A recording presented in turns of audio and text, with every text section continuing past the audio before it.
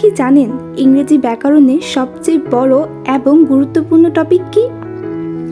এই গুরুত্বপূর্ণ টপিকটা কি প্রিপোজিশন, নাকি নাউন, রাইট ফ্রম আ ভার্ব, কনজাংশন, ন্যারেশন না টেন্স? উত্তরটা হচ্ছে এক কথায় গ্রামারের সবচেয়ে গুরুত্বপূর্ণ টপিক পার্টস অফ স্পিচ। কিভাবে? দেখুন, প্রথমত মডার্ন ইংলিশ অনুযায়ী পার্টস অফ স্পিচকে মোট 9 ভাগে ভাগ করা যায়। Noun, pronoun, verb, adverb, adjective, preposition, conjunction, interjection এবং ডিটারমিনার।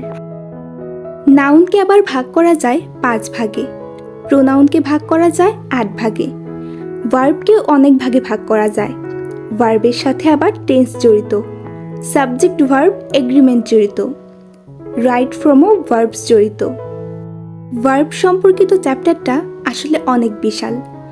তারপর পার্টস অফ স্পিচে অ্যাডজেক্টিভ, অ্যাডভার্ব, প্রিপোজিশন, কনজাংশন অনেক কিছু আছে, যেগুলোরও অনেকগুলো করে প্রকারভেদ রয়েছে।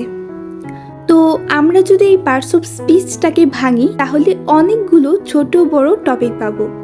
তাহলে বলা যায় ইংরেজি গ্রামারের সবচেয়ে বড় এবং গুরুত্বপূর্ণ টপিক পার্টস অফ স্পিচ, কারণ এর মধ্যে অনেকগুলো বিষয় জড়িত রয়েছে।